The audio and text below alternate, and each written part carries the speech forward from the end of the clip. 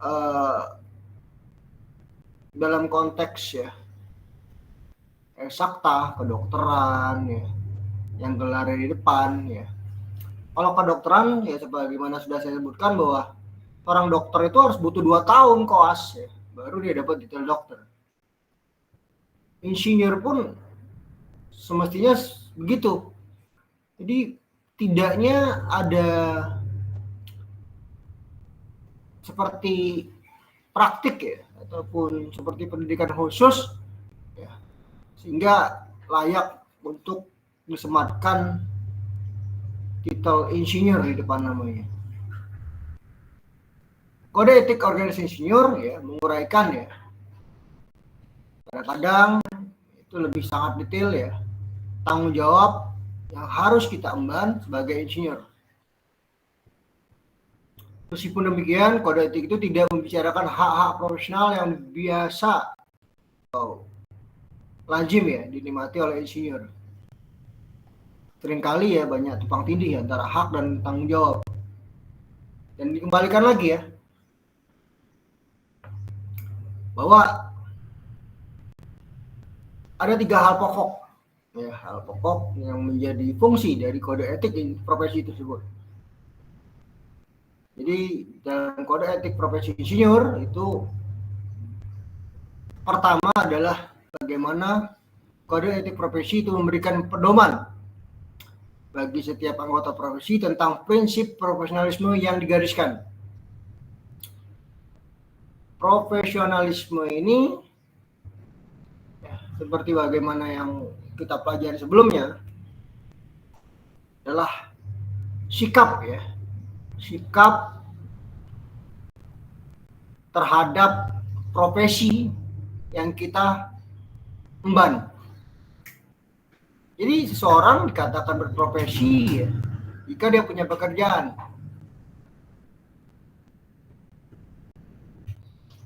Dan ketika dia benar-benar serius dengan pekerjaannya, menikmati pekerjaannya, berusaha meningkatkan wawasan, pengetahuan, keterampilan ya, sehubungan sama pekerjaannya, baru disebut profesionalis. Jadi profesionalitas itu adalah sikap bagaimana seseorang ya benar-benar mencintai pekerjaannya, berusaha untuk mengembangkan kapasitas dirinya ya, sehingga pekerjaannya lebih optimal. Jadi pada konteks pertama, kode etik profesi memberikan pedoman bagi setiap anggota profesi tentang prinsip profesionalitas yang digariskan.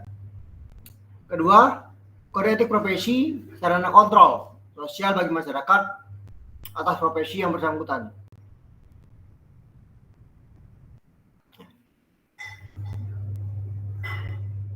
Jadi pada konteks ini ada pembatasan-pembatasan ya dalam kode etik ya.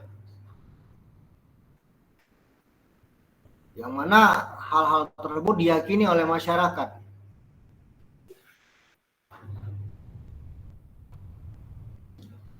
Seorang engineer itu mempunyai tanggung jawab ya terhadap masyarakat. Jadi setidaknya dengan kapasitas keahliannya ya mampu memberikan kontribusi terhadap masyarakat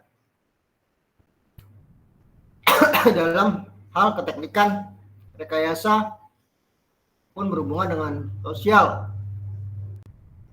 Kemudian kode etik profesi mencegah campur tangan pihak di luar organisasi profesi tentang hubungan etika dalam keanggotaan profesi.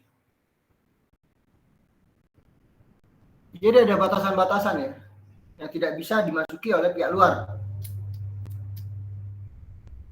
Ada aturan yang memang pada kaitannya menjadi landasan pokok dari anggota suatu organisasi profesi. Nah, berdasarkan 3 fungsi ini,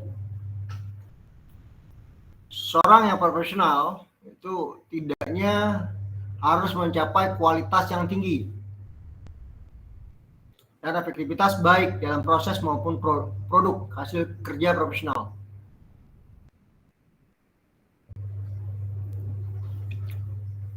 Tidak ada namanya ketika kalian masuk kerja, kamu kerjakan hal ini.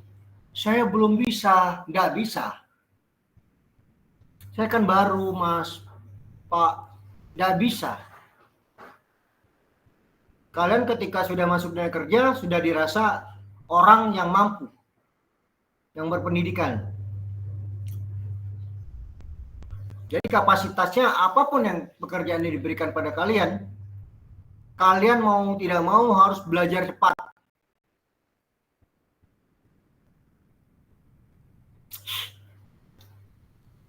Seperti bagaimana di kampus kuliah. Masih renggang waktu belajarnya masih agak panjang. Untuk memahami sesuatu itu kalian butuh 1 semester.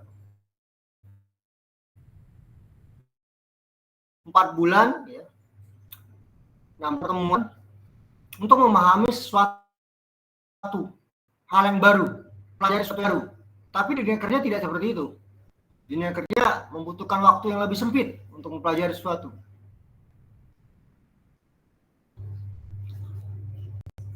Kadang pun untuk sesuatu pengetahuan, ya, kalian dituntut hanya dalam waktu seminggu untuk paham.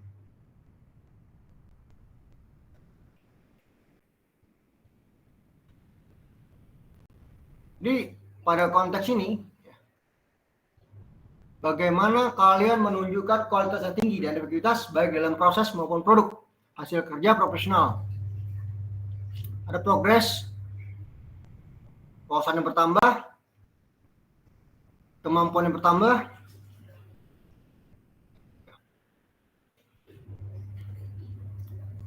Nah, awalnya mungkin mengerjakan jenis pekerjaan itu butuh waktu 2 jam, 3 jam. Tapi dalam waktu 2 hari, 3 hari bisa dikerjakan dalam waktu 1,5 jam, bahkan 1 jam. Karena kalau tidak dikerjakan dengan tempo yang lebih cepat, dengan efektif, kerjaan akan numpuk, pulang akan lebih malam.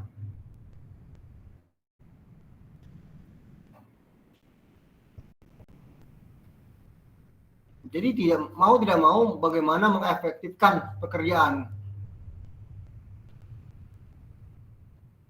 Kedua, menjaga kompetensi sebagai seorang profesional. Kompetensi itu dari kata dasar kompetisi, mengarah kepada bagaimana daya saing. Jadi kompetensi ini adalah keahlian, ya. Kalian yang menjadi ikon dari masing-masing individual, sehingga dengan ikon tersebut, dengan keahlian tersebut, seorang dianggap ahli dalam profesinya, punya daya saing terkait profesi, berhubungan sama profesinya.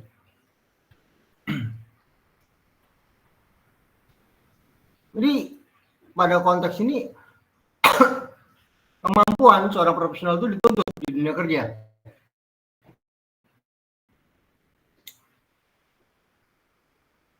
Bagaimana dia berkompetensi unit kerja di perusahaannya, bahkan mampu berkompetisi dengan pekerjaan yang sama tetapi perusahaan-perusahaan berbeda. Ya. Sebagai contoh, quality control, kalian bisa ditandingkan, ya, dengan quality control perusahaan lain, kemampuannya, skillnya, kompetensinya.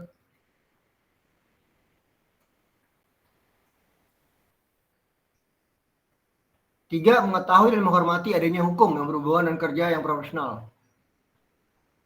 Dia memahami, ya, aturan-aturan yang berlaku hubungan sama kerja. Ada tuntutan yang tidak bisa dihindari. Kalian sebagai pekerja punya tanggung jawab moral dengan perusahaan.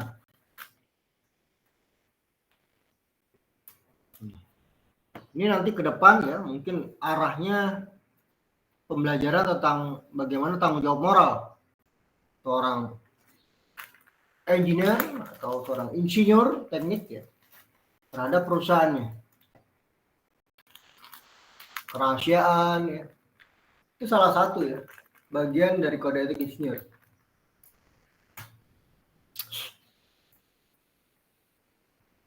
Ini prinsip yang dikenal luas dalam profesi seperti kedokteran, di mana informasi medis pasien itu harus dijaga kerahasiaannya. Tentara misalnya, harus menjaga kerahasiaan. Dan banyak ya profesi-profesi yang dituntut untuk menjaga kerahasiaan tertentu. Persyaratan yang sama berlaku untuk insinyur yang punya hak kewajiban untuk menjaga informasi rahasia tentang perusahaan.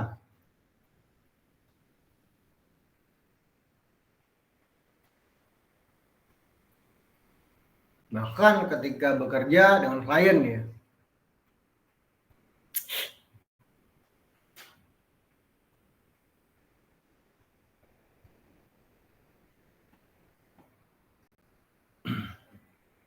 Haldeman itu menyampaikan alasan bahwa informasi engineering itu harus dijaga kerahasiaannya sebab kebanyakan informasi tentang bagaimana suatu bisnis atau proyek dilaksanakan, produk dan masuknya itu langsung mempengaruhi kemampuan perusahaan untuk bersaing di pasar.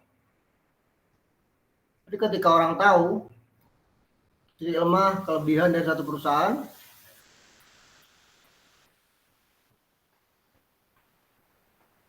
itu akan menjadi informasi yang berguna bagi pesaing ya, kompetitor. Jadi sangat-sangat vital terkait dengan rahasia perusahaan.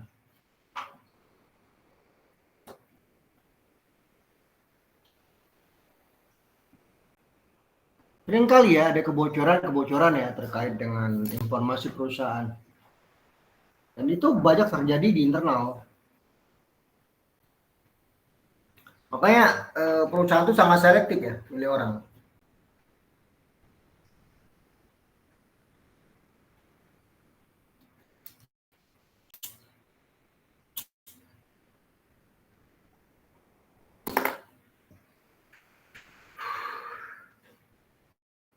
Jadi seorang insinyur diwajibkan untuk tetap merahasiakan informasi bahkan setelah dia pindah ke perusahaan yang baru di bidang yang sama.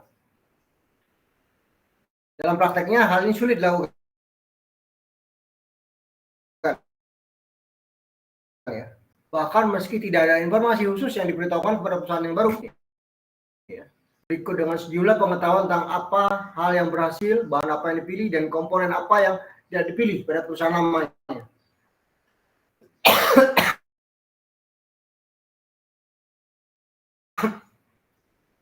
Jadi pada konteks kerahasiaan ini seorang engineer ya, seorang sarjana teknik ya diharapkan punya komitmen dan perusahaan tepatnya bekerja.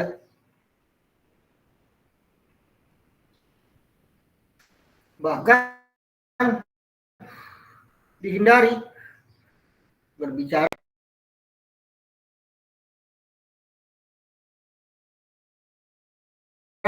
terkait dengan rahasia perusahaan dengan keluarganya. Kemudian etika lingkungan hidup. Ini bicara tentang etika lingkungan hidup ya. Isu politik ya yang saat ini mungkin lebih banyak ke green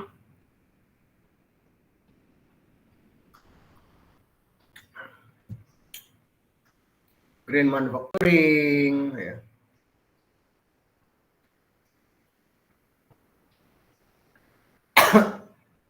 Itu terlebih ya ke wilayah kalau yang kita ya, green manufacture, green industry ya, green supply chain, green human resource management.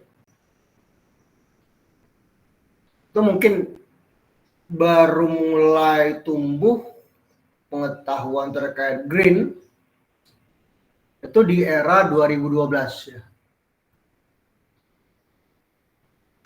Saya pun baru menulis terkait dengan green human resource management dan ada beberapa naskah itu di 2018-2019. Jadi bagaimana ya, seorang engineer gitu ya, mampu untuk menerapkan keilmuannya, namun tetap mempertimbangkan kelangsungan hidup, baik itu masyarakat maupun alam.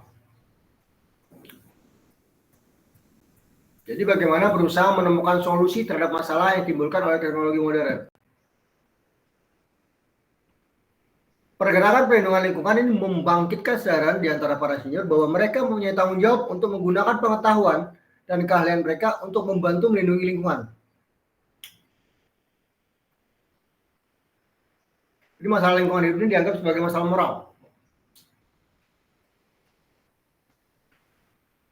Masalah terkait dengan persoalan perilaku manusia. Jadi bukan hanya sekedar persoalan teknis.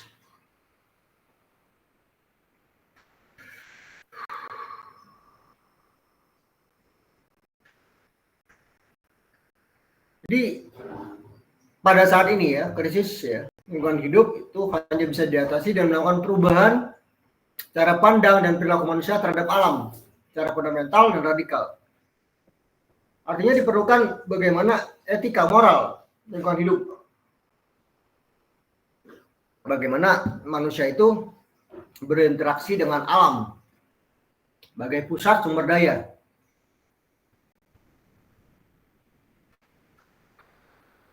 Sebagai contoh, kemarin ada mahasiswa yang konteksnya membuat alat untuk meminimalisir polusi asap dari usaha arang. Di situ ada map di wilayah tempat usaha tersebut. Di situ jelas hutan, ya, sumber bahan baku, dan juga jelas ada perumahan penduduk sebagai objek yang terkena impact ya, dari polusi udara dari usaha arang tersebut. Jadi ada dua dampak di situ. Dampaknya terhadap hutan, ya, di mana sebagai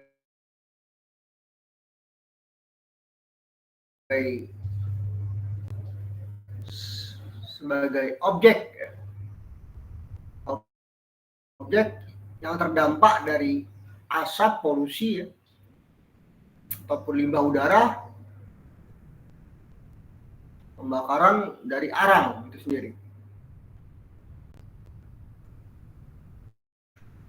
Jadi perlu pemahaman bagaimana seorang engineer itu mampu berinovasi, menyelesaikan masalah-masalah yang ada ya, dalam lingkungan masyarakat dan perannya terhadap lingkungan alam.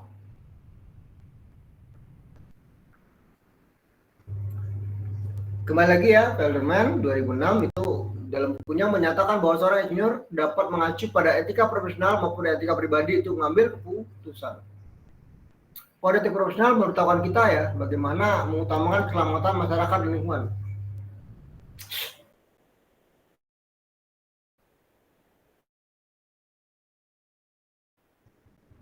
Pada case tadi misalnya terkait dengan Green Hospital. Jadi bagaimana rumah sakit hijau itu seperti apa sih bentuknya?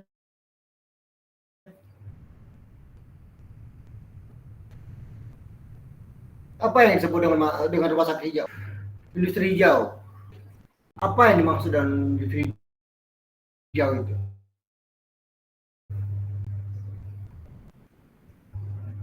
Baru bicara tentang hal-hal yang berhubungan dengan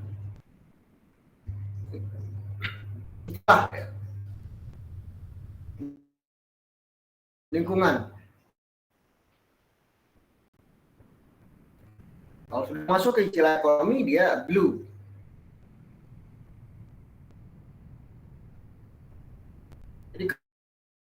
Kalau green ya, industri itu berkaitan bagaimana sebuah industri itu meletak apapun aktivitasnya tetap mempertimbangkan kelestarian lingkungan, keberlangsungan lingkungan, dan bagaimana cara aman bagi lingkungan.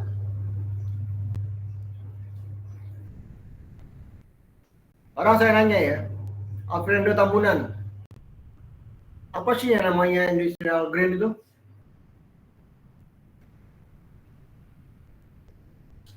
Aku rasa kalau materi kalian bisa baca ya, kita banyak diskusi ini. Alfredo Tambunan. Alfredo Pak. Tambunan. Ya, silakan.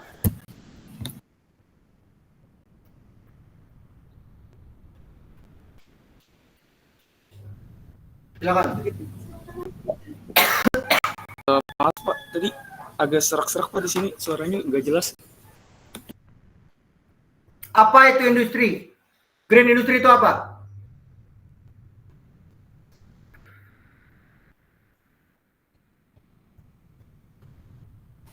Menurut saya Pak, green industry itu adalah di mana suatu perusahaan yang mendukung suatu hijauan atau efisiensi atau efektivitas dari penggunaan sumber daya berkelanjutan Pak. Sehingga industri itu mendukung fungsi dan lingkungan hidup Pak. Tolong perhatiin ya, kalau nggak jelas suara saya angkat tangannya. Ya. Kalau nggak angkat tangan, kau anggap nggak perhatiin kelas. Jadi jangan sampai saya ngulang pertanyaan. Lebih baik kalian angkat tangan, itu lebih deal bahwa suara saya nggak jelas. Daripada nanti ngomong, Pak, suara saya Bapak serak-serak. Lebih baik angkat tangan.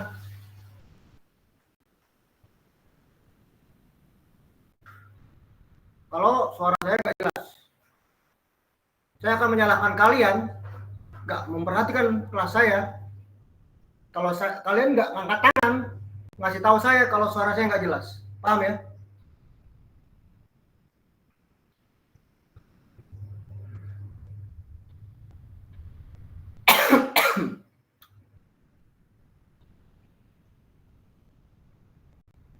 Apa saja komponen-komponen dari insinyur ya,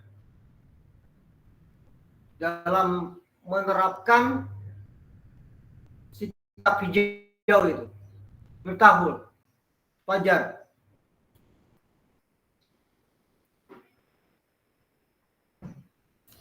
Ya dong. Apa saja? Komponennya ya? Iya.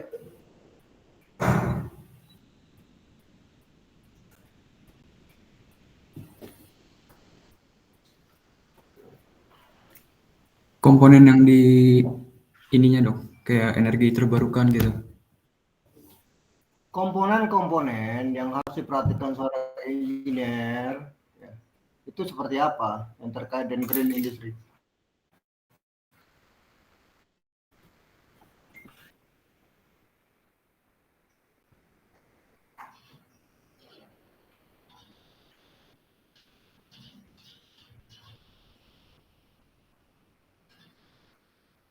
Tadi saya udah cerita ya.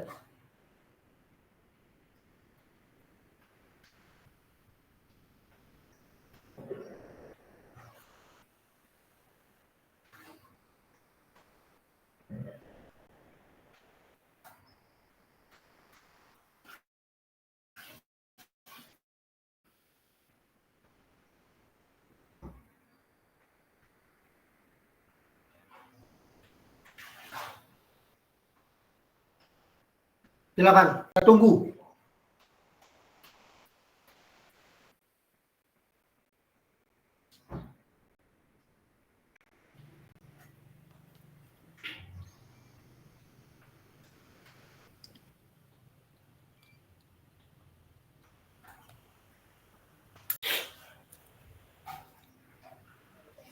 Ada energi terbarukan, ada efisiensi energi, manajemen limbah. itu dong. Saya tadi kan bicara terkait dengan perusahaan atau usaha arang tadi kan.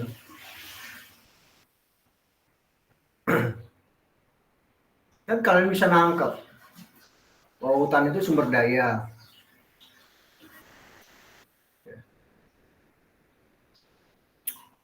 Sumber bahan baku.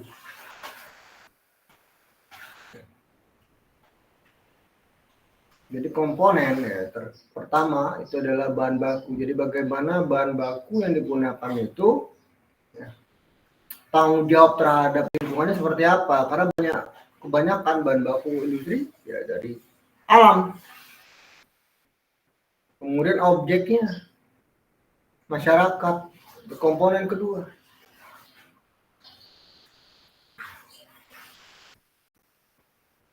Sederhana itu.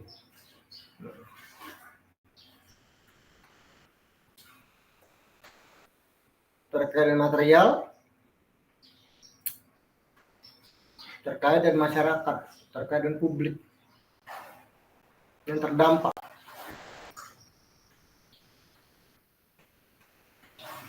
Dampak pada orang dan dampak pada alam.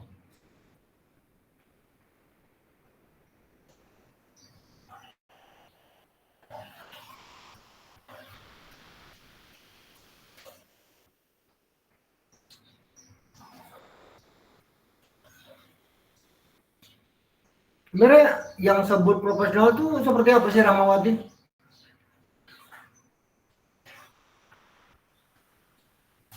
Profesional. Maksudnya sebagai engineer untuk menerapkan green industry, Pak? Iya, profesional itu apa sih?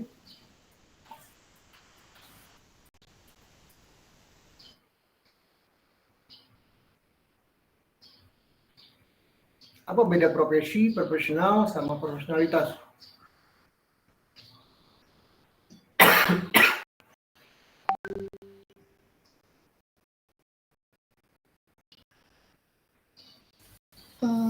Perbedaannya kalau profesi itu orang yang memiliki pekerjaan. Sedangkan kalau profesional itu orang yang memiliki keterampilan, pengetahuan, atau pengalaman dalam bidang tertentu terkait dengan pekerjaan atau aktivitas yang dilakukan memerlukan keahlian tinggi itu, Pak.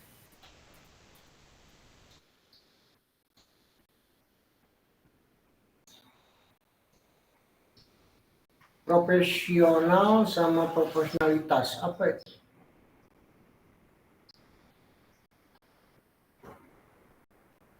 Karena banyak yang salah kaprah dengan kata profesional.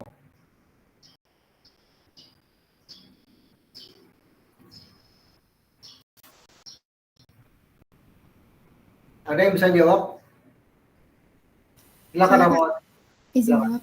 Kalau profesionalitas itu lebih ke sikap dari seorang profesi itu, sikap atau perilaku yang mencirikan dari kelompok keahlian tertentu, misalnya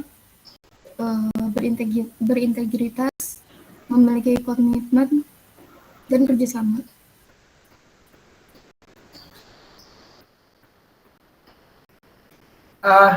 Begini,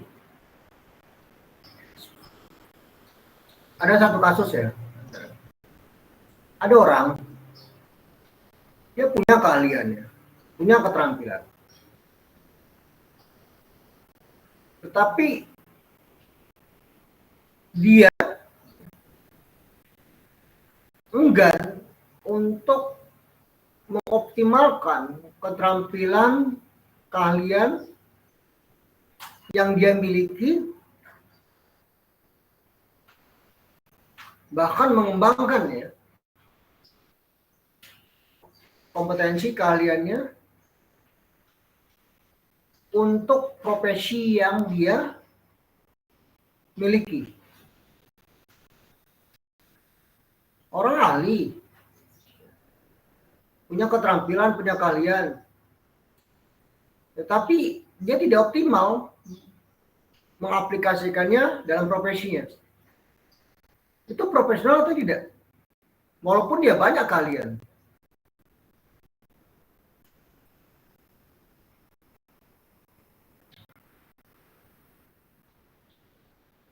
Ramawati.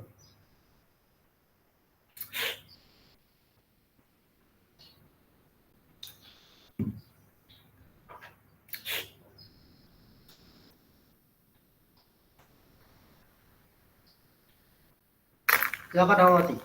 Oh iya Pak, kalau terkait contoh tadi,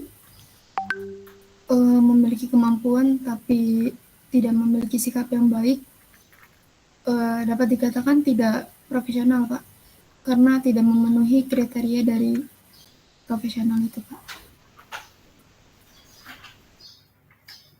Jadi dengan kata lain ya, profesional itu bukan diukur dari seberapa ahli seseorang, seberapa pintar seseorang, tapi bagaimana orang itu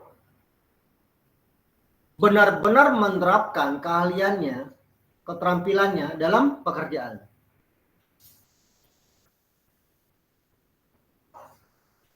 Kebanyakan orang ya, merasa ahli, ya jelas ahli, misalnya sarjana.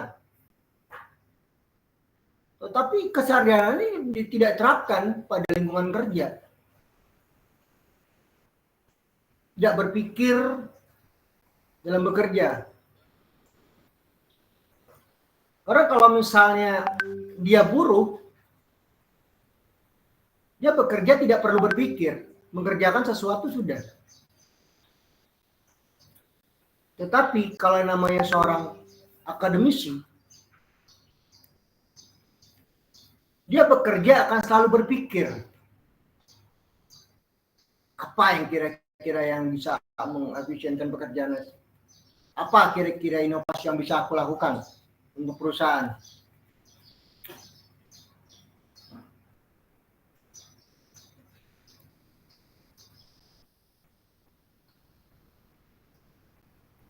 Mungkin kalian pernah dengar ya namanya, kalau dalam mata kuliah Anabi ya, ada namanya activity by process, activity by order. Ini hampir sama dengan manusia. Ada pekerjaan karena proses. Tiap hari hal-hal yang sama. Itu saja yang kalian kerjakan. Jumlah pekerjaan yang mungkin ya tidak jauh-jauh ya. Jumlah pekerjaan tiap harinya. Dan itu saja, monoton yang kalian kerjakan. Tetapi by order adalah pekerjaan-pekerjaan yang mungkin hari ini, pekerjaan hari ini akan berbeda dengan kemarin. Dan mungkin berbeda dengan besok.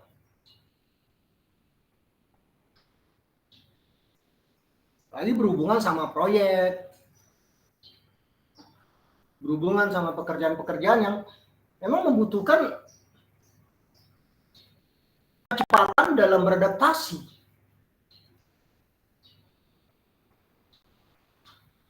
Kemampuan berpikir, menginisiasi, adaptif, dan kemampuan cepat untuk berkembang belajar itu sangat-sangat dituntut. Dan kadang-kadang lebih ya, diminta untuk lebih efisien ya, dalam bekerja. Kita baru tahu hari ini proyeknya apa, besok suruh presentasi depan klien tentang perusahaan kita agar menangkan tender. Kita baru tahu kalau kemarin ada tender, ada proyek, tawarkan. Hari ini kita diminta atasan untuk buat proposal.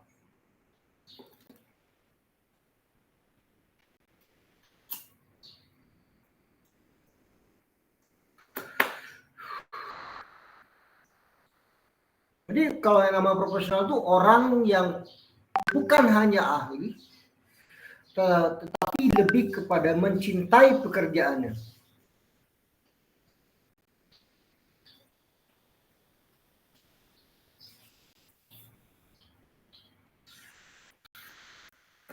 Menikmati pekerjaannya, dan karena dia mencintai pekerjaannya, segala sesuatu yang kira-kira dia stagnan, nggak paham, nggak ngerti, dia belajar mati-matian mencari tahu supaya paham, bukan mundur. Nah, kadang-kadang kalau orang dapat pekerjaan atau tugas, tiba-tiba stagnan, mundur, dan bahasanya bijaknya menolak, ya. Bahasa bijaknya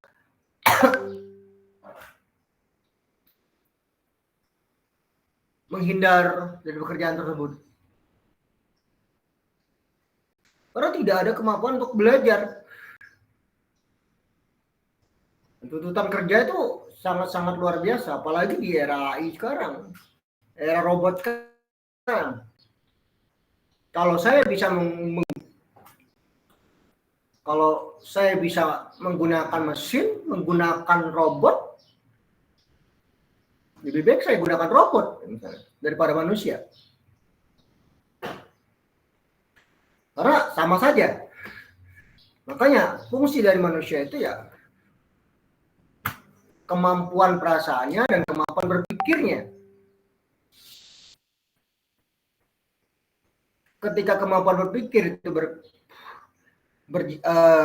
berkolaborasi dengan perasaan, itu kan lebih tepat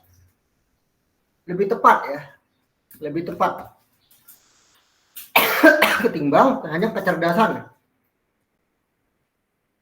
Itu membedakan antara manusia dan mesin. Seorang profesional ya tuntutannya seperti tadi ya. Tidak hanya monoton ya. Dia punya banyak ilmu, punya banyak wawasan, pengalaman, tetapi tidak diterapkannya dalam pekerjaan. Karena dia ngerasa paling pinter, oh saya di sini sarjana, yang lainnya D3, D2. Jadi lebih malas kerjanya ketimbang yang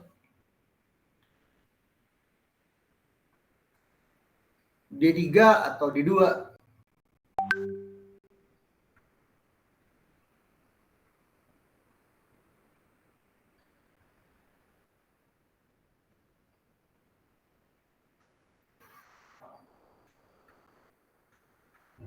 Membentuk seorang profesional itu kadang-kadang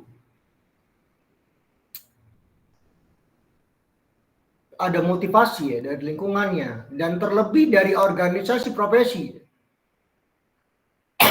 Makanya selalu dikaitkan organisasi profesi dengan keprofesionalan. Suatu profesi. Organisasi ya, profesi itu mendorong seluruh anggotanya untuk bersikap profesional dan pekerjaannya. Selain melindungi hak-haknya.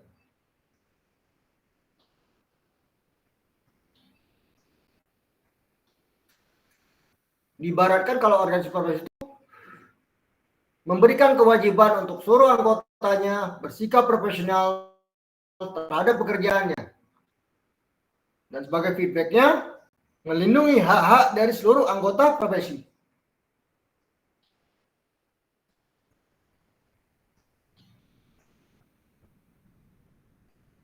Lalu berhubungan sama etika lingkungan hidup. Ada tanggung jawab sosial.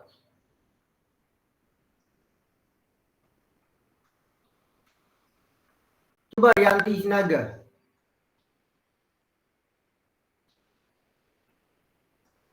Iya, Pak.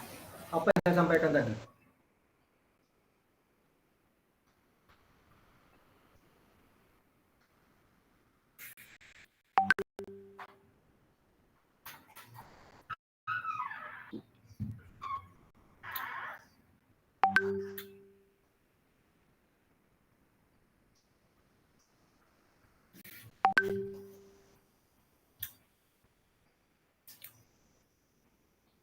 Apa yang saya sampaikan tadi?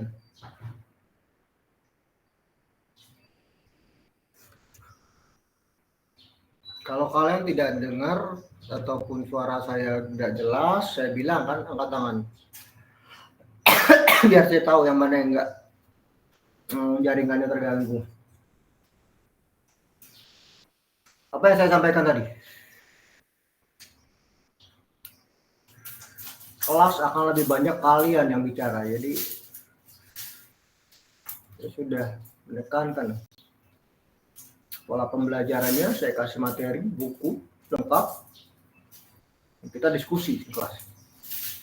Pemahaman, saya nyampein materi, memperdalam saja. Dan ya,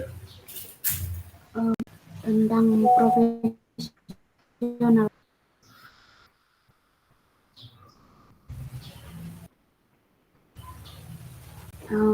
Perbedaan manusia dan robot, yang mana kalau Bapak bilang tadi robot itu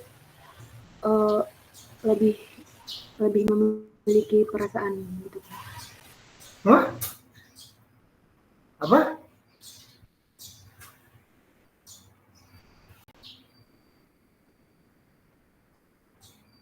Ulangi?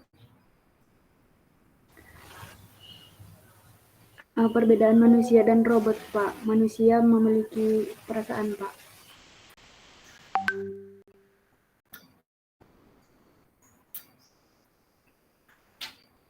Lain itu?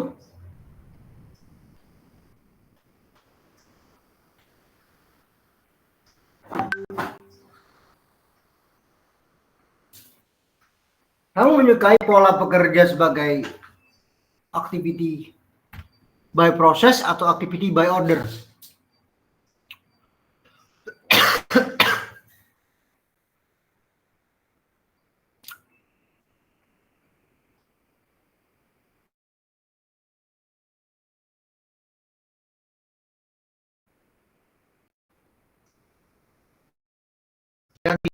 Rayani, ya, Rayani Sinaga. Kamu lebih suka yang pekerjaan yang by process, activity by process, atau activity by order? By proses, Pak. Kenapa?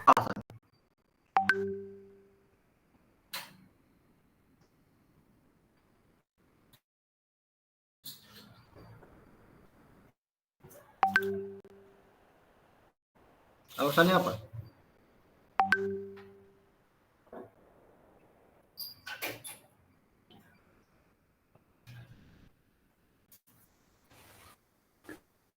Karena kalau by proses itu, Pak, kita tahu bagaimana proses pembuatan. Kamu nggak merhatiin apa yang saya sampaikan ya?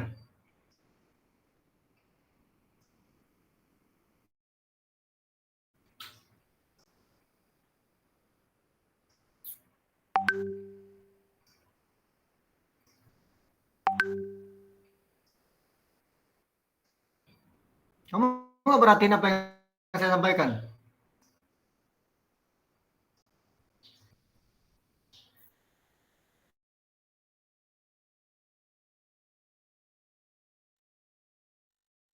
Cantik Kak, lihat. Cantik. Apa pekerjaan by process dan by order tadi?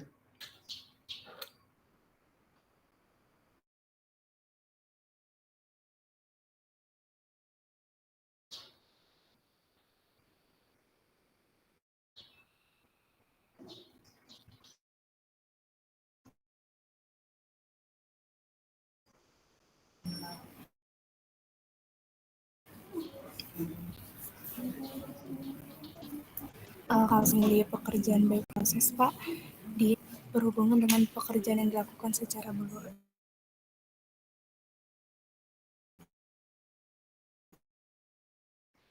berulang. Misalnya seperti perakitan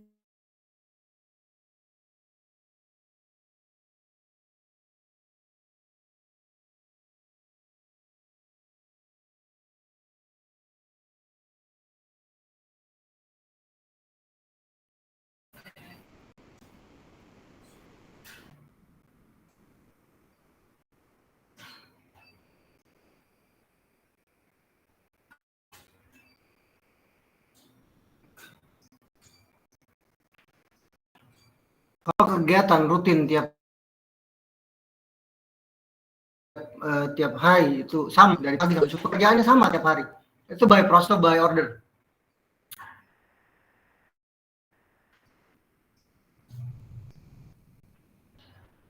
Kalau menurut saya by proses, Pak.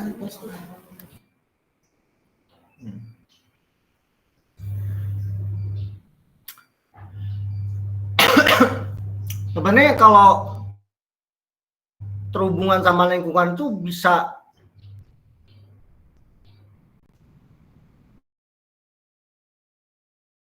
ini ya, by order ya.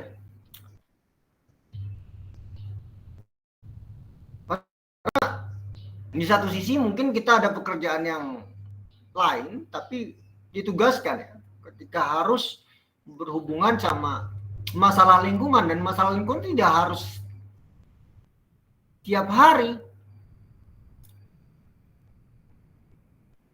Itu bisa dikerjakan oleh orang-orang yang mungkin langsung aktivitasnya di pabrik atau di gudang, memperhatikan dampak dari emisi produksi ataupun terkait dengan aktivitas-aktivitas yang berulang terjadi. Tapi ketika yang namanya lingkungan, ketika ada kebocoran limbah, itu mungkin dibutuhkan orang-orang khusus tertentu kan. Tiba-tiba atasan, ini kita ada masalah nih, limbahnya tiba-tiba bocor, nggak kebiasanya kayak gini. Keluaran limbahnya, siapa di antara kalian yang ngerti tentang limbah, pengelolaan limbah? Ataupun K3, angkat tangan, siapa ini? Langsung atasan nunjuk, kamu gimana caranya dalam waktu seminggu selesaikan masalah tersebut.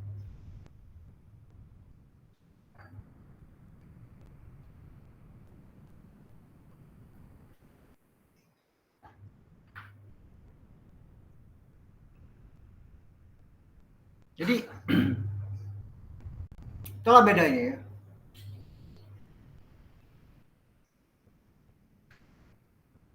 Dan biasanya awal dari orang ya, pertama kali bekerja itu activity by process. Kebanyakan ya, bukan berarti tidak ada yang langsung by order.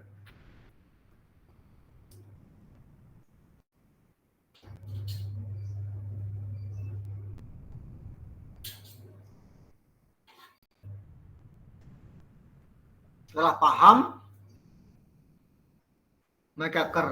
mekanika kerja ya, di bawah baru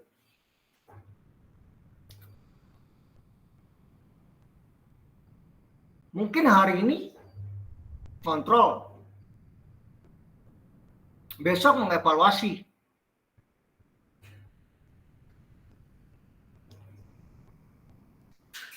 besoknya lagi ngerencanain planning, diterapkan, kontrol kembali.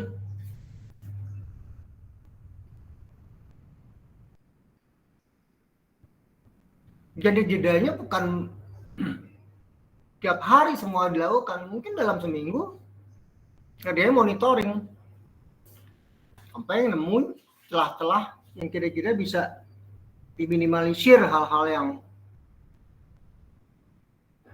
dinilai ya tidak efisien, tidak efektif, tidak optimal.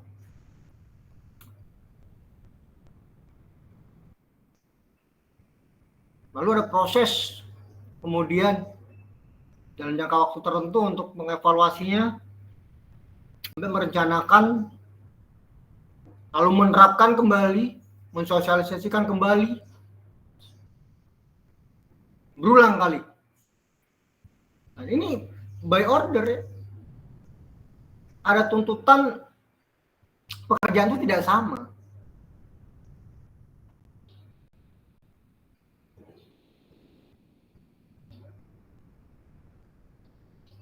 Di mana masalah yang terjadi pada perusahaan itu akan selalu menjadi tuntutan bagi seorang profesional yang mekanismenya pada posisi seperti itu.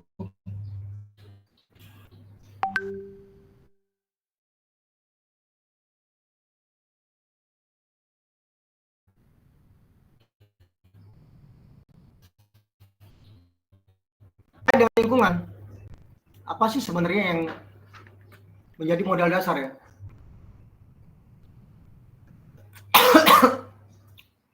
Modal dasar yang harus dipahami oleh seorang engineer terkait dengan lingkungan. Apa saja? Jenny, dan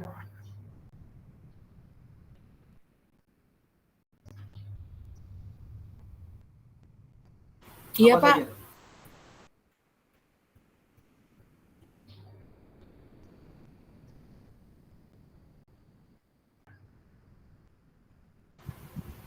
Maaf tadi terputus. Saya hanya mendengar engineer saja di belakangnya. Oke, kalau begitu jelaskan apa yang saya sampaikan tadi. Apa yang kamu dengar?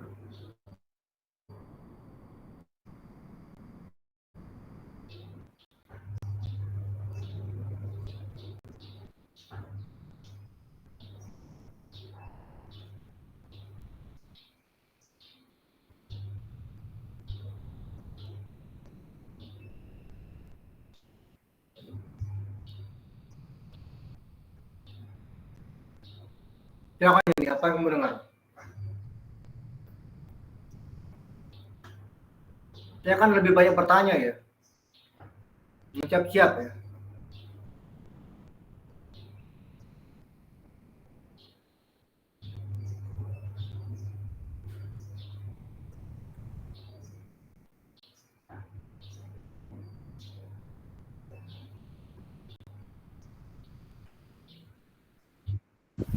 Yang saya by proses dilihat dari Oke,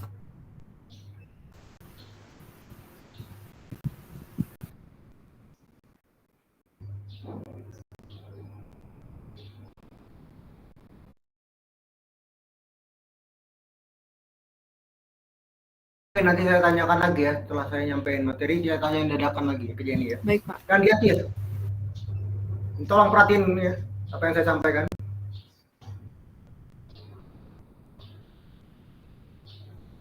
Dan dia silakan.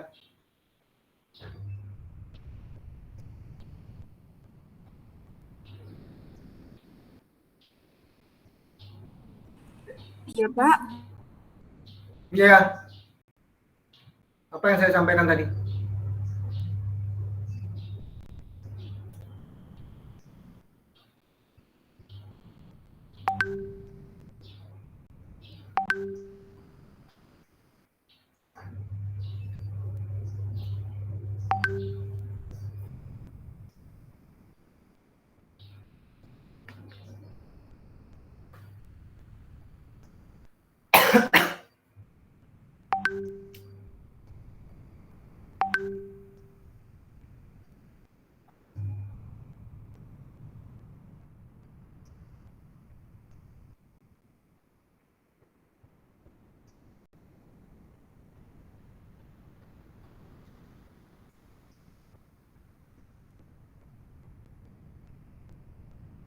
Dengar nggak? Hati-hati ya. Sekarang saya mulai agak tegas ya. Saya akan lebih banyak diskusi. Jadi tolong perhatikan apa yang saya sampaikan. Dan saya tidak akan segan-segan mengeluarkan mahasiswa di kelas dan dianggap tidak hadir ketika saya tanya apa yang saya sampaikan, dia tidak bisa menjawab. Oke? Saya sudah buat strategi untuk kelas online ya.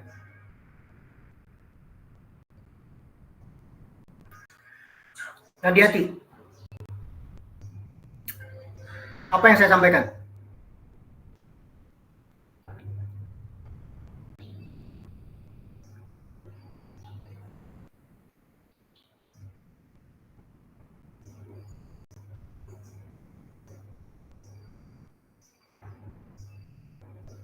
Nandiati?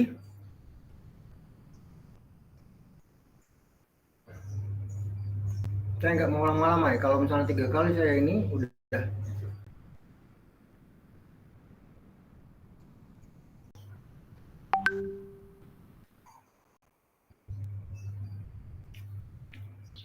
Oke.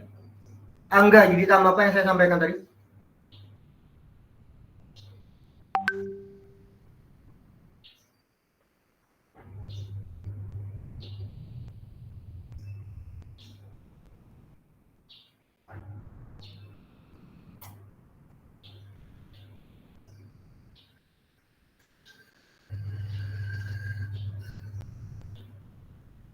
Angga? Ya, Iya, Pak. apa yang saya sampaikan tadi?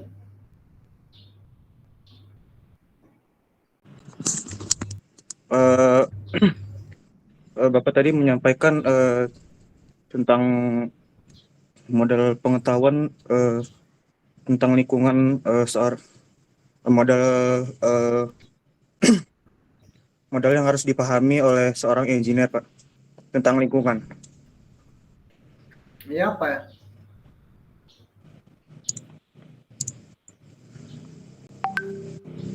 Bahwa untuk menjadi seorang engineer itu harus memahami tentang pengelolaan lingkungan, hubungan-hubungan profesional dengan lingkungan, Pak. Di sini ada namanya etika lingkungan. Hidup itu harus dipahami sebagai disiplin ilmu yang berbicara mengenai norma dan kaidah moral yang mengatur perilaku manusia dalam berhubungan dengan alam serta nilai prinsip moral yang menjiwai perilaku manusia dalam berhubungan dengan alam tersebut. Apa maksudnya?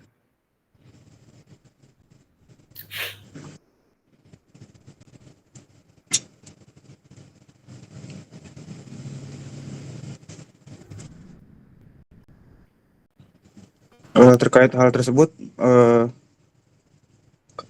etika norma dan kaidah moral itu termasuk ke ini, Pak. Etika lingkungan hidup itu termasuk ke mengenai norma dan etika moral, Pak. Jadi seorang engineer harus memiliki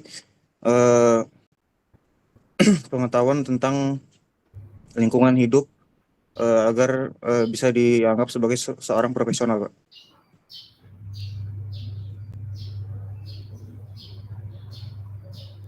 Apa yang disebut dengan green industry itu?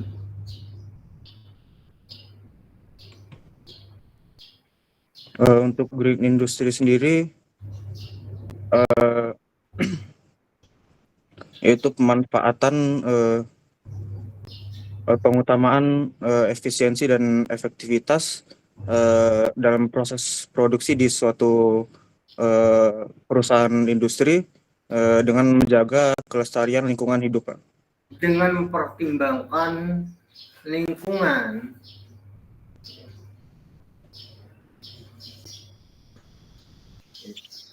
Jadi bagaimana bukan soal efektivitas dan efisiennya aja.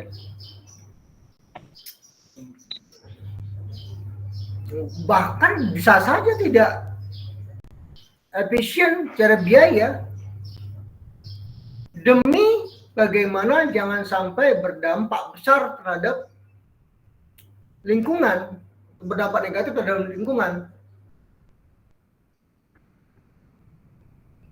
Sebagai tanggung jawab dengan lingkungan ya pasti harus bayar cost tersendiri, harus ada pengeluaran. Bagaimana apa yang diusahakan oleh suatu perusahaan atau suatu pabrik itu jangan sampai berdampak negatif terhadap masyarakat maupun alam sekitarnya. Jadi pengertian etika lingkungan hidup adalah bagaimana seorang manusia itu memahami hubungannya dengan lingkungannya. Ada tanggung jawab moral yang harus dijaga dengan lingkungannya. Ini ada beberapa prinsip etika lingkungan hidup ya. Pertama, sikap hormat terhadap alam ya. Ya prinsip ya, di mana alam itu ya, tempat manusia itu bergantung. Semua sumber daya ya, itu diperoleh dari alam.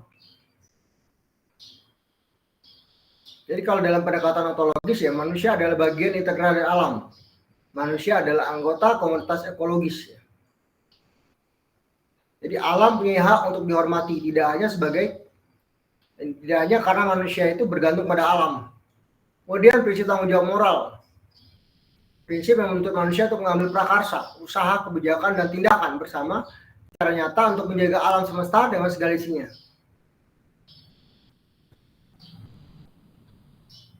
Lalu prinsip solidaritas kosmis. Ya.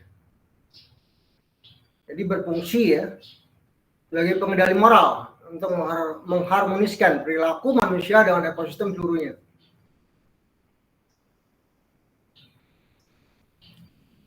Jadi jangan sampai ketika kalian diminta oleh perusahaan kalian ini ada limbah, tolong dibawa. Karena kalian nggak tahan ya kalian bawa ya buang di sekitar nggak jauh dari perusahaan, atau buang jauh-jauh dari perusahaan tapi dekat dengan pemukiman penduduk. Padahal kalian tuh diminta berpikir oleh perusahaan. Kalian bawa nih limbah perusahaan, cari tempat yang kira-kira aman, jangan sampai asal buang limbah tersebut.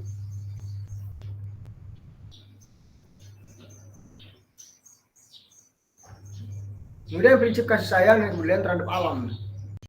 Prinsip yang mengubah manusia untuk mencintai, menyayangi, dan peduli kepada alam dan seluruh isinya, tanpa diskriminasi dan tanpa dominasi.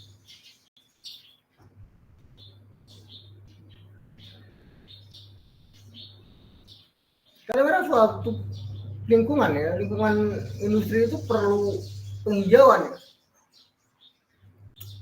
Karena kalau tidak ada filter seperti itu,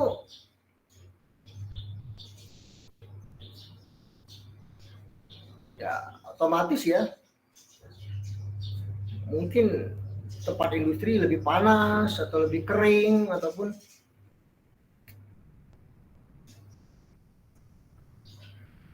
yang sekira-kiranya alam akan berbalik ya, membahayakan.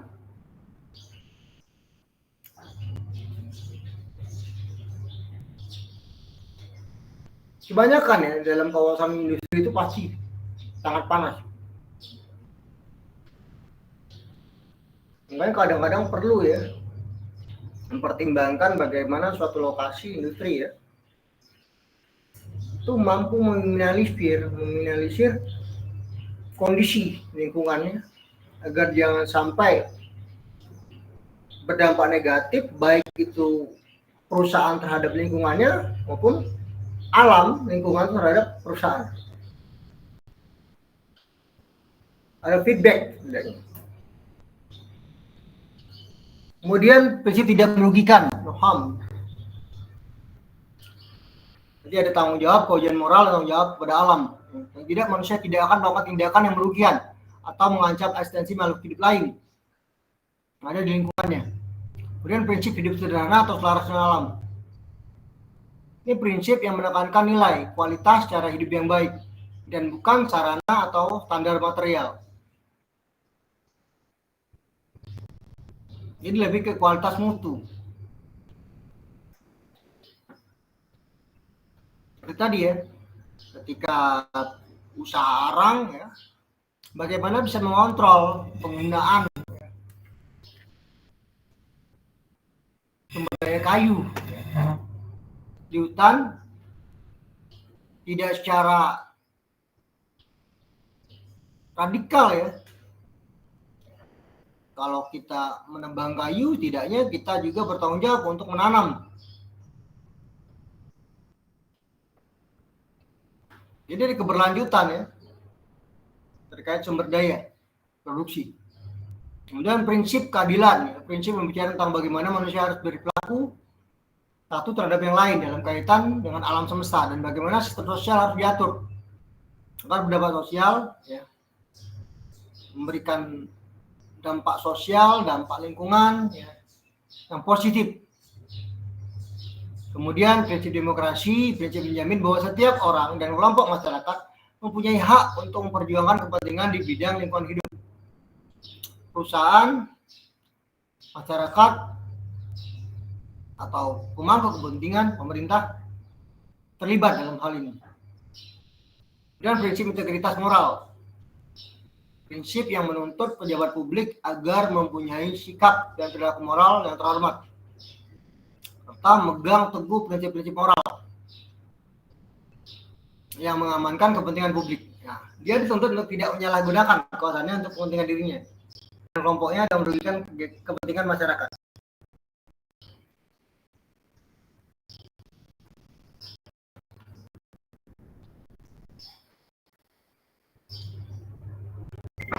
Ada pembabatan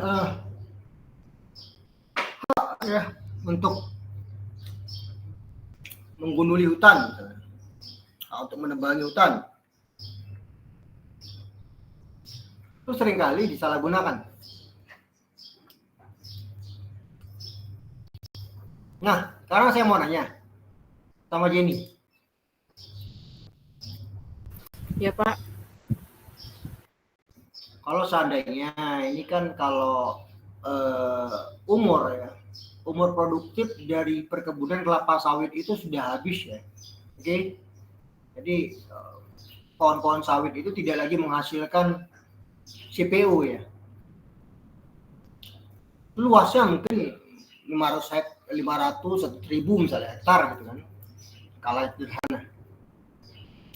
Kamu diminta untuk bagaimana caranya agar bisa ya,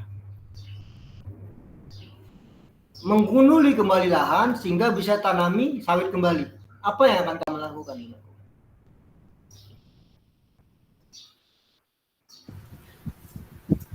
tentunya kalau misalnya saya ditugaskan seperti itu,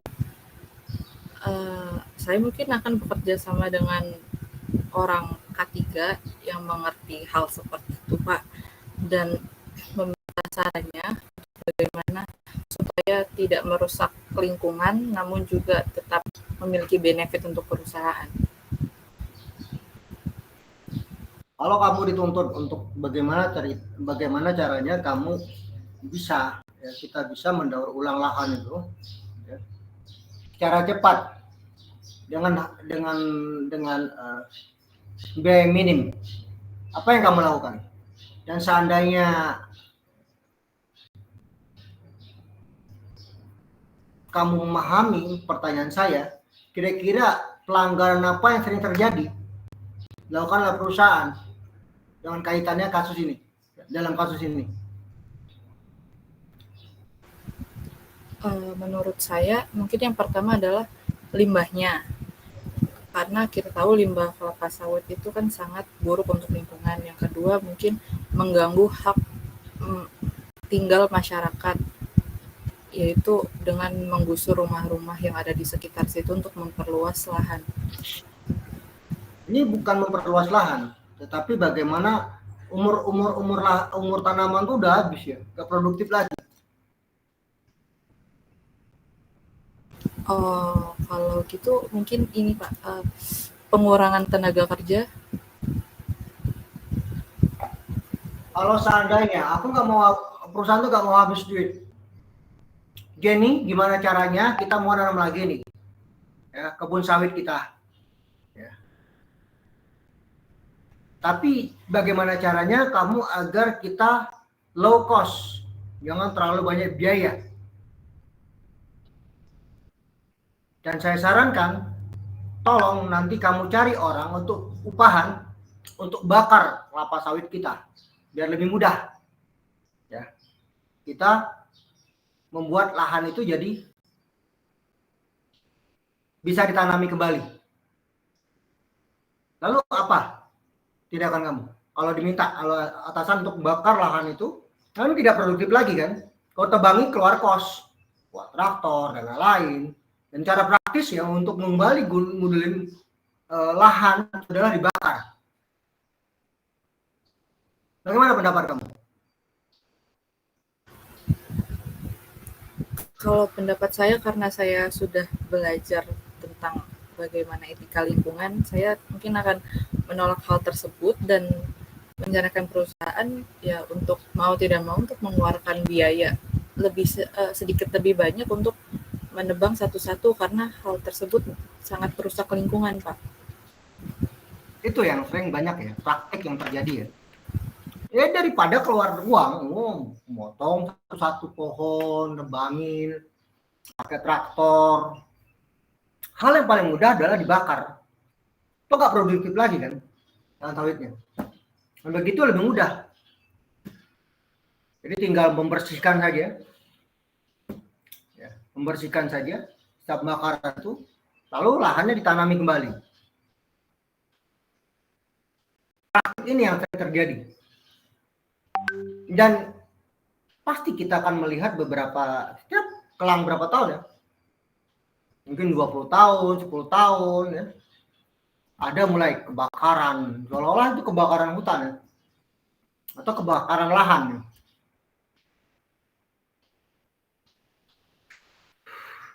Padahal itulah cara, kalau satu cara praktis ya, apalagi kalau lahannya sudah luas sekali ya. Dan ini yang namanya etika kita. Dan perusahaan pasti keluar kos untuk ini. Mau nggak mau keluar kos. Kalau ingin menghijaukan kembali lahannya, karena tidak produktif lagi. Baik, biasanya tanaman perkebunan ya, sawit, kelapa apa tuh terkait dengan karet ya.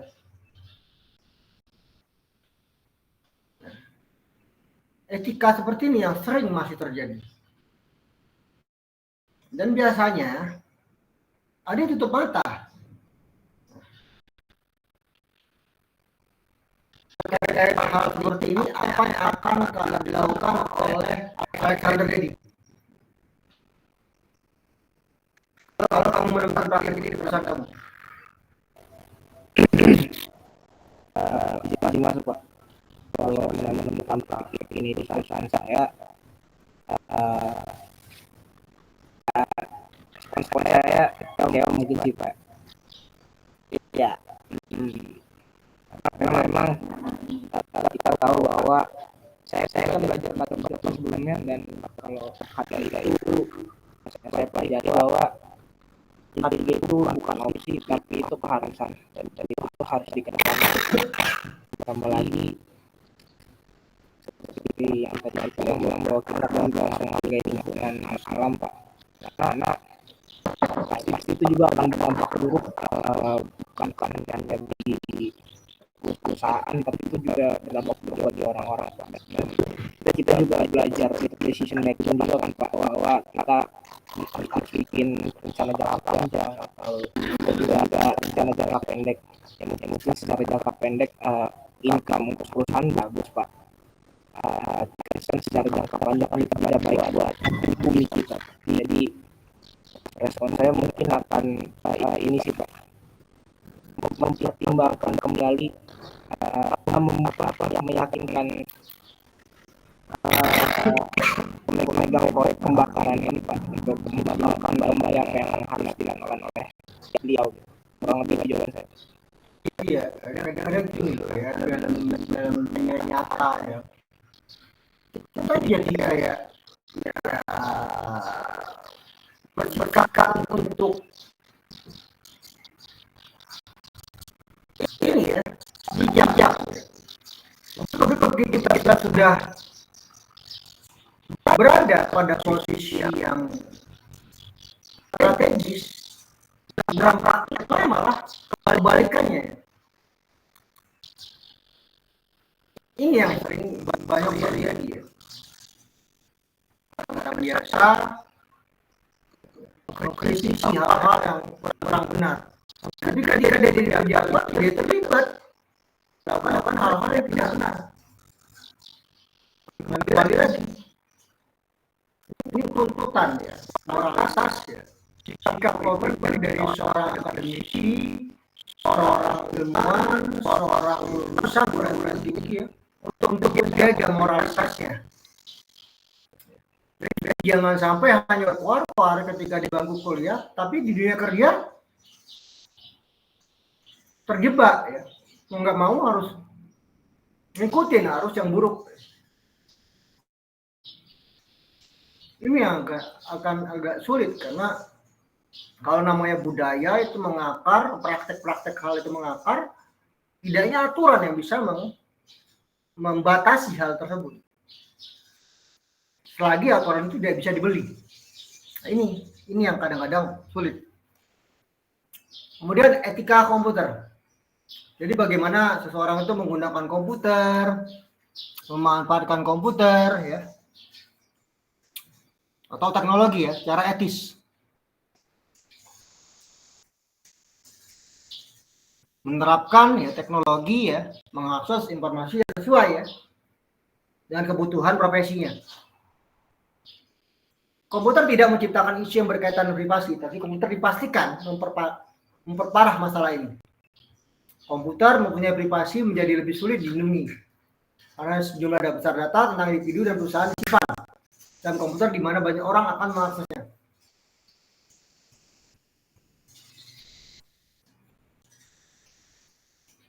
Jadi kadang-kadang komputer sebagai alat pelaku tidak etis, komputer sebagai objek tindakan tidak etis, dan komputer itu otonom.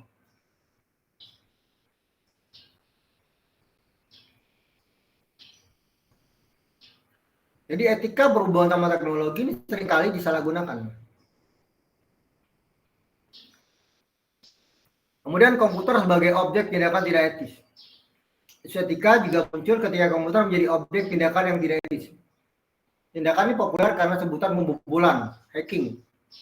Hacking terjadi ya, dalam berbagai bentuk, yang karena memperoleh akses tanpa izin terhadap database, memasukkan ya informasi yang salah ke dalam database, atau mengubah informasi yang ada, menyebarkan virus melalui internet. Dengan demikian pembobolan komputer jelas merupakan masalah etika.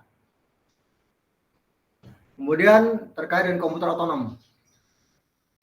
Ini kekhawatiran ya munculnya akibat meningkatnya sifat otonom komputer. Otonomi mengacu pada kemampuan komputer untuk membuat keputusan tanpa intervensi manusia. Khususnya ketika udah masuk ke era AI, artificial intelligence gitu ya. Komputer bisa berpikir, menentukan keputusan. Akan tapi tentu saja ada aplikasi-aplikasi di mana keotonoman komputer ini diperlukan. Misalnya saja proses manufaktur yang memerlukan pengawasan dan pengendalian pada interval tertentu dapat mengambil manfaat yang besar dari sifat otonom komputer. Kemudian kode etik komputer ya, untuk membantu ya mengambil keputusan yang masalah ini dan isu-isu etika lainnya yang berhubungan dengan komputer. Banyak organisasi telah mengembangkan kode etik untuk penggunaan komputer. Kode etik ini menjadi petunjuk ya pemakaian sumber daya komputer secara etis. Tapi tidak boleh digunakan sebagai pengganti untuk pemikiran dan penilaian moral. Jadi komputer hanya bisa berpikir, tapi tidak bisa menimbang secara moral.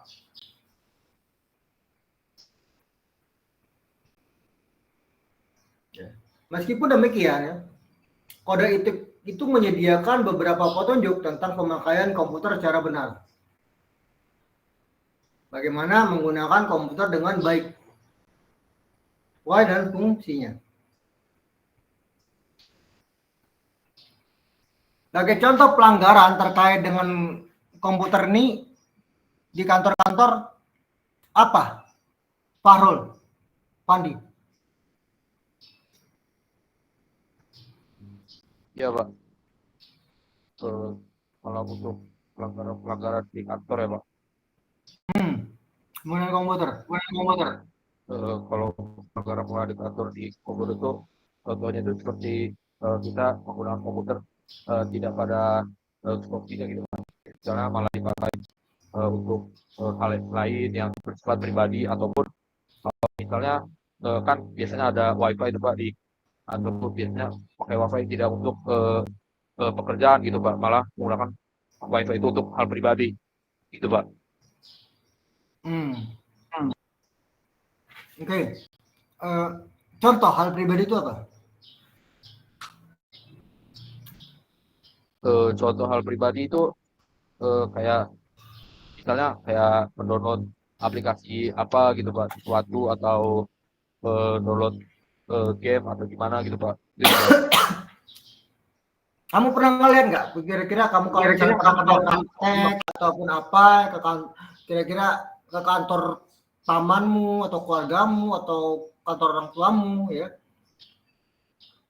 pernah ngeliat pegawai atau karyawan main game? Pernah? Pernah sih Pak, jadi saat itu karyawan mungkin lagi waktu senggang mungkin ya Pak, karena tupoksi kerja dia sudah selesai, mungkin karena belum waktu jam pulang juga dia mengisi waktu kosongan gitu Pak. Nah, seandainya kamu seorang pejabat atau atasan, bagaimana kamu menyingkapi hal tersebut? Mengakali, kalau orang itu kadang-kadang dengan mulut tidak akan selesai, akan pasti berulang. Jadi terpaksa ada pembatasan tertentu. Kira-kira secara kemampuan kognitif, cara mengakali tindakan itu seperti apa? Kalau untuk mengakalinya mungkin saya bakalan ini Pak, membatasi gitu Pak dari pemakaian dan pemakaian komputernya sendiri gitu Pak. Mungkin ada beberapa yang memang komputer itu hanya bisa digunakan untuk melakukan pekerjaan aja Pak, jadi tidak bisa mengakses ini lain gitu Pak. Oke. Yang lain?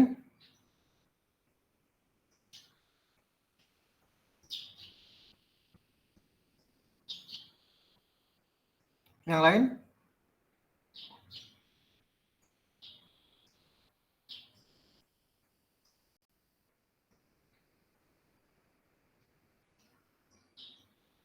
Lipin, silakan.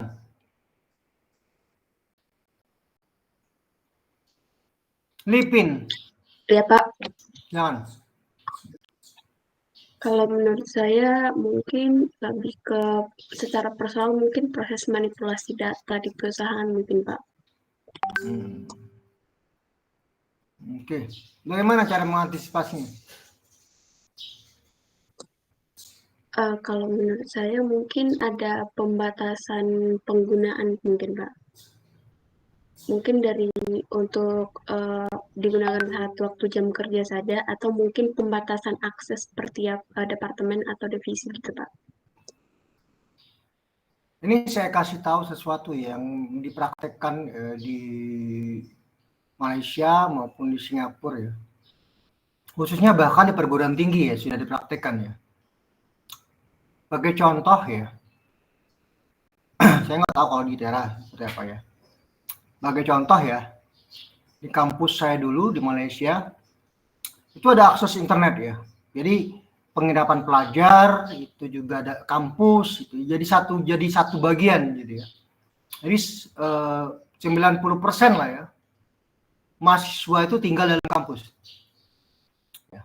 Mengakses internet ya, dari dalam kampus dari masing-masing penginapan pelajar baik Aeon, Petronas ya, ataupun Maybank, itu banyak ya di PP penginapan pelajar. Nah, pada konteks ini seringkali ada mahasiswa yang berani bicara dengan bagian IT kampus. Ini realita ya, kejadian nyata. Jadi mahasiswa ini ribut. Kenapa internet kampus lambat? Ya kan? Di DPP-nya.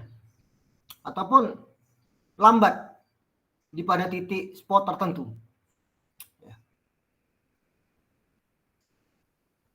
Jadi setiap akses internet kan harus masukin akun kan, akun student. Jadi ketika ada komplain begitu, bagian IT-nya hanya nanya, nama kamu siapa, metric number atau name kamu berapa. Disebutlah oleh anak itu kan. Nama saya ini, metric number saya ini. 3 orang. Apa yang terjadi? Orang IT itu bongkar semua. Kamu menggunakan WiFi kampus ya untuk main game, buka situs A, situs B, situs C. Kamu mau saya umumkan dengan seluruh kampus ini apa yang kamu lakukan? Malu mereka bertiga. Jadi kadang-kadang pada perusahaan itu penting ya menyikapi hal seperti itu ya. Ada kontrol. Jadi setiap pegawai, karyawan itu untuk mengakses internet di perusahaan itu dia harus ada login ya. Login dengan user tertentu, dan selama dia melakukan aktivitas internet itu ketahuan apa saja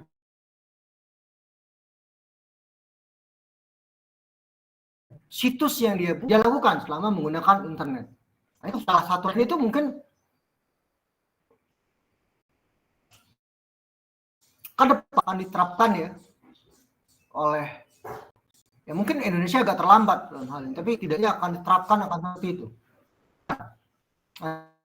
Tapi bukannya yang dilakukan oleh operator itu sendiri bukan melanggar hak privasi dari pengakses itu sendiri, Pak? Ya, jelas. Karena punya hak, perusahaan punya hak. Karena internet itu adalah milik perusahaan. Kecuali jadi selama menggunakan aset perusahaan, ya, baik itu WiFi dari perusahaan, itu berarti menyalahgunakan aset perusahaan untuk kepentingan pribadi. Boleh. Selama yang digunakan itu adalah aset perusahaan. Tapi Pak, jadi, bukannya kan tadi kalau Bapak yang saya seperdengaran saya bahwa bahkan operatornya tahu apa yang dibuka oleh mahasiswanya ya Pak, oleh si penggunanya. Nah, maksud saya kan seharusnya bisa disimplifikasi dengan cara memblokir situs-situs atau website yang tidak diperlukan, Pak. Bukankah itu sudah ranah privasi, Pak, ketika seseorang tahu apa yang kita buka dan lainnya, Pak? Terima kasih. Ya, karena sekarang banyak cara ya, sulit untuk mendeteksi. Ganti IP address dan lain-lain, ya, tidak bisa dihindari hal tersebut, ya. Tetapi tetap kalau masih lewat pada satu titik, ya, itu adalah walaupun diganti IP address-nya, disamarkan IP address-nya, ya, selama dia pakai internet ya punya perusahaan atau punya kampus, tetap lebih baik terdeteksi ya daripada dibatasi. Tetap pakai internet kampus tetapi disamarkan IP-nya. Karena mau nggak mau terjadi sesuatu menggunakan akses internet ya milik perusahaan atau milik kampus untuk pencurian, untuk hacking dan lain-lain ya, yang merugikan pihak luar, pihak kampus ataupun pihak perusahaan yang menerima akibatnya. Jadi alangkah baiknya memang harusnya seperti itu. Jadi kalau selama kita menggunakan aset ya, milik perusahaan, sebaiknya menjaga agar kita menggunakan aset internet itu hanya untuk keperluan perusahaan. Begitupun ketika kalian kuliah hanya untuk urusan kuliah. Kecuali kalau kalian menggunakan internet sendiri, itu hak kalian. Tidak boleh dilihat, tidak boleh di monitoring orang lain. Tidak boleh kira-kira diawasi orang lain. Tetapi yang kalian pakai adalah milik perusahaan, milik institusi. Institusi ataupun perusahaan punya hak karena kalian menggunakan aset mereka. Walaupun privasi apapun, ya, main game juga privasi itu. Tetapi yang digunakan aset perusahaan. Dan perusahaan ya wajar asetnya digunakan untuk hal-hal yang di luar kepentingan perusahaan jelas rugi. Jadi perlu pemahaman di sini. Jadi pada konteks kode etik komputer, bagaimana kita menghargai aset perusahaan itu, ya. Dan perusahaan punya hak ya, untuk menjaga asetnya, untuk menjaga barangnya.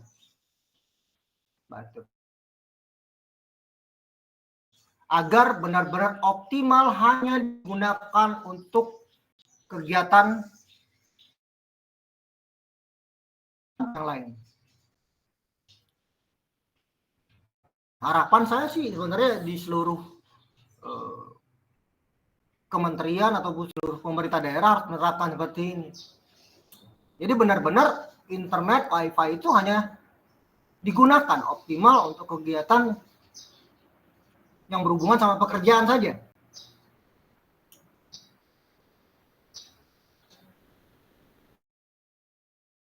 Mau bilang privasi ya, yang lebih punya hak ya jelas perusahaan ya, ketika menggunakan WiFi perusahaan. Jadi ibaratnya mencuri aset perusahaan untuk kegiatan pribadi. Jadi bicara ya, tentang hak-hak ya, kita punya hak ya. Nah, bicara tentang hak profesional ya. Status profesional engineering itu mencakup banyak tanggung jawab. Hak yang berjalan seiring dengan tanggung jawab ini, tidak semua hak timbul akibat status profesional di bidang engineering. Karena ada hak individual yang tidak memperhatikan status profesional. Hak insinyur itu paling mendasar adalah hak kesadaran moral profesional. Ini menyangkut hak untuk melakukan penilaian profesional dalam mencabut tanggung jawab dan kewajiban seseorang dan melakukan penilaian ini dengan cara beretika. Hak ini sangat mendasar bagi praktek profesional seorang engineer. Jadi perlu dipahami ya.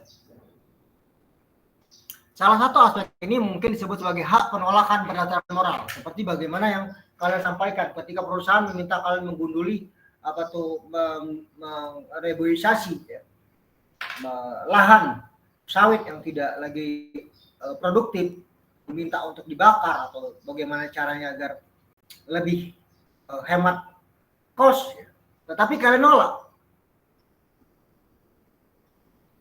komitmen untuk nolak, meskipun pada sandarannya pada akhirnya kalian ada perusahaan tidak menjadi masalah bagi kalian, karena pada konteksnya selama etika itu tetap kalian jaga ya, maka kalian tetap menjadi orang bermoral, akademisi yang bermoral. Tapi kalau kalian mengikuti arus dan mengikuti hal-hal yang seperti itu ya jelas moralitas itu tidak ada lagi.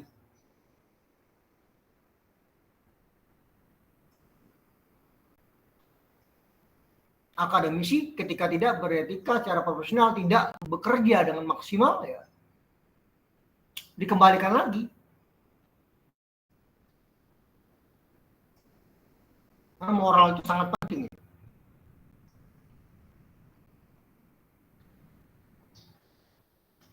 Jadi secara sederhana tidak ada perusahaan yang dapat meminta atau memaksa karyawannya agar melakukan sesuatu yang tidak dapat terima. Bicara konflik kepentingan. Ya.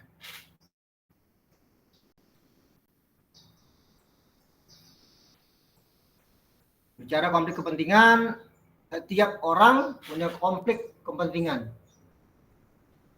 Jadi pengertian konflik kepentingan adalah situasi ya, terkait dengan profesionalisme dan kepentingan publik. Konflik kepentingan adalah situasi di mana seorang profesional mendapatkan kekuasaan dan kewenangan berdasarkan peraturan perundang-undangan, memiliki dan juga memiliki kepentingan pribadi atas segala penggunaan wewenang yang dimilikinya, mempengaruhi kualitas dan kerja yang seharusnya. Jadi penentuan keputusan berdasarkan kepentingannya. Ini ada bentuk-bentuk konflik kepentingan. Pertama, itu situasi yang menyebabkan seorang menerima gratifikasi atau pemberian atau penerimaan hadiah atas suatu keputusan atau jabatan. Kemudian situasi yang menyebabkan penggunaan jabatan atau instansi untuk kepentingan pribadi golongan. Kemudian situasi yang menyebabkan informasi rahasia jabatan instansi yang dipergunakan untuk kepentingan pribadi atau golongan. Lalu situasi terkait perangkapan jabatan, situasi yang menyebabkan proses pengawasan tidak mengikuti prosedur, situasi di mana kewenangan penilaian suatu objek kualifikasi ya, terkait dengan suatu proyek. Ya. Kemudian situasi di mana adanya kesalahan penyalahgunaan jabatan. Lalu situasi di mana penyelenggara negara menentukan sendiri besarnya gaji remunerasi. Dan situasi yang memungkinkan penggunaan diskresi yang menyalahgunakan wewenang. Ini bentuk-bentuk konflik kepentingan. Baiklah semuanya. Nanti kita akan lebih bahas materi berikutnya masih tetap sama ya. Terkait dengan hak dan kewajiban insinyur ya. Jadi memang materi ini akan dibagi dengan 2 pertemuan. Jadi pemahamannya lebih dalam.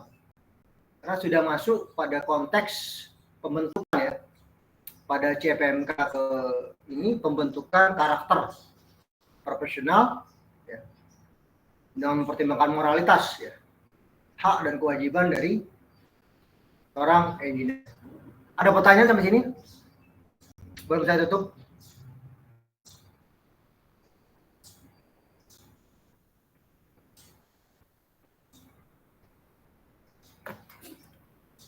Silakan.